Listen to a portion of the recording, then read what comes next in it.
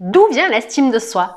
L'estime de soi vient de l'enfance. Ce sont tes parents qui sont censés t'avoir sécurisé affectivement, qui sont censés t'avoir porté et peu importe ce que tu faisais quand tu étais enfant, on était censé t'encourager. Si ça n'a pas été le cas, si à chaque fois on a plutôt été critique avec toi, si à chaque fois que tu faisais quelque chose de nouveau, on te disait de pas le faire, si on te disait attention, fais pas ci, tu vas faire ci, si on te criait dessus, si tu as reçu peut-être des fessées, voire plus, à chaque fois que tu faisais quelque chose, finalement, tu n'as pas pu construire une sécurité affective comme il faut et finalement, tu n'as pas pu développer l'estime de toi.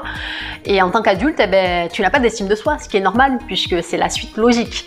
C'est quand tu es enfant en fait que tu acquiers cela grâce à tes parents et tu grandis convenablement. Et quand c'est pas le cas, ben, tu es plutôt anxieux, tu doutes de toi, tu n'as pas confiance en toi.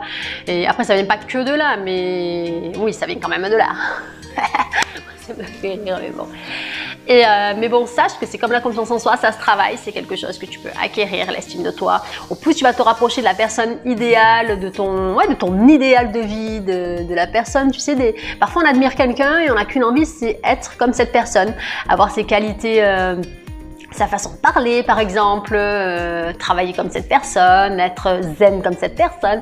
À chaque fois que tu vas t'approcher de ton idéal, tu vas augmenter l'estime de toi. À chaque fois par contre que tu fais le contraire, que tu fais pas ce que tu dois faire, que tu fais pas ce que tu dis, tout compte finalement. Tu fais baisser, tu as ton estime de toi qui baisse.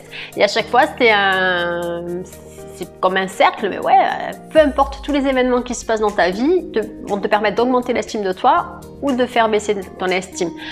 Après, c'est une question également d'amour de soi, d'amour propre. Mais pour cela, tu peux également te dire je t'aime devant un miroir et au lieu de laisser ton cerveau vide ou rempli par d'autres personnes négatives, eh bien, ce que tu fais, c'est que tu vas semer tout au long de la journée des je m'aime, j'ai confiance en moi et ça va t'aider vraiment à te sentir bien avec toi puisque ton discours, il est quand même hyper important, le discours que tu te tiens, pas à haute voix, le discours des pensées que tu entretiens avec toi-même sont hyper importantes pour développer ton bien-être, pour développer l'estime de toi, pour développer la confiance en toi en fait. C'est tout ce que tu vas te dire, ça compte finalement.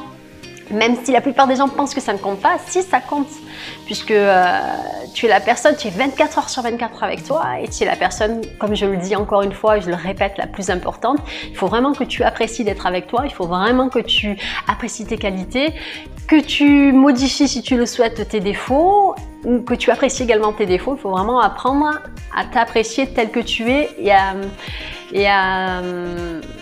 t'aimer en fait, c'est vraiment la base. Aime-toi et au plus tu vas t'aimer, au plus tu vas tenter de nouvelles choses et au plus tu vas réussir. Et au plus tu vas réussir, au plus tu vas t'aimer. Même si tu ne réussis pas, le fait que tu t'aimes quand même, eh ben, finalement tu vas quand même tenter des nouveautés et puis c'est comme ça qu'on apprend. Au plus on tente de nouvelles choses et au plus on voit ce qui marche et ce qui marche pas. Et c'est pareil pour tout, la première fois que tu es tombé amoureux de quelqu'un, ben, tu pensais que c'était la femme ou l'homme de ta vie, finalement ça n'a pas été le cas. Mais si tu avais jamais rencontré cette personne, eh ben, tu ne saurais finalement pas ce qui te convient ou ce qui ne te convient pas. Quand toi tu as plusieurs expériences, tu sais au fur et à mesure, à force de te tromper, finalement ce qui te convient. Pour l'estime de toi, c'est pareil. Au plus tu vas voir ce qui ne te convient pas chez toi et au plus tu vas rectifier le tir et tu vas t'améliorer puisque tu vas savoir ce que tu veux développer chez toi.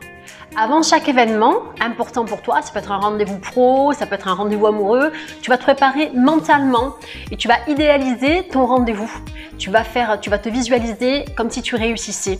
Et au plus tu vas t'entraîner, tu vas anticiper en fait tes réussites au lieu d'anticiper ce que tu rates. Tu vas inverser la donne, tu vas inverser le processus. Tu vas vraiment faire comme si tu étais quelqu'un qui réussissait tout. Tu as bien entendu, tu fais comme si tu réussissais. Même si tu crois que c'est pas possible, c'est qu'une fausse croyance, c'est tout à fait possible. Les gens qui réussissent, la première règle, c'est qu'ils croient en eux. Ben, c'est la seule différence entre ceux qui réussissent et ceux qui ne réussissent pas.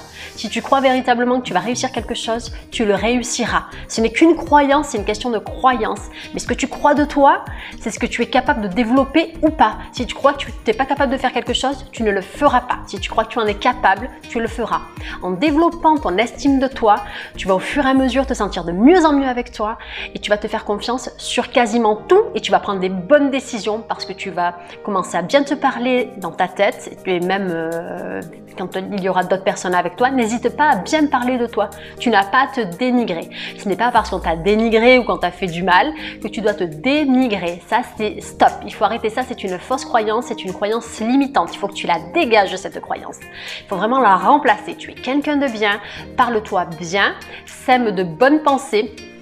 Si tu ne sèmes pas de bonnes pensées, tu vas te retrouver avec de la mauvaise herbe ou tu vas te retrouver avec les détritus des autres. C'est-à-dire qu'ils vont venir déposer leur poubelle avec leurs critiques ou avec leur méchanceté. Mais il n'y aura pas de place pour la critique et la méchanceté puisque tu auras bien entretenu tes pensées, tu auras bien entretenu ton jardin. Donc entretiens chaque jour ton jardin, sème-y de bonnes pensées, fais-toi de l'autosuggestion, dis-toi des jolies choses, mais commence par te dire je m'aime. Tout simplement. Je m'aime, j'ai confiance en moi. Ce sont vraiment les deux phrases que tu peux te répéter sans problème, comme un mantra. Tu te les répètes devant un miroir, c'est top, quand tu es devant ton rétro, ou bien tout au long de la journée dans ta tête. Il n'y a que toi qui le sais. Et ça ne regarde que toi. Et tu verras qu'au bout d'un certain temps, compte minimum 21 jours, voire 3 mois, si tu me suis, tu sais que le subconscient, pour créer une nouvelle connexion neuronale, c'est minimum 21 jours, donc tu le fais régulièrement et après tu vas le faire automatiquement, ça sera des pensées automatiques. Au lieu de te dire que tu n'es pas capable, tu vas remplacer par je suis capable. À chaque fois que tu te dis quelque chose négatif, tu inverses de suite.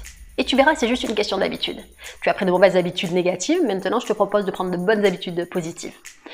Ce fut un plaisir d'être avec vous. Ici c'était Audrey de la chaîne Good Vibes. On se retrouve la semaine prochaine pour une nouvelle vidéo. À très vite les amis.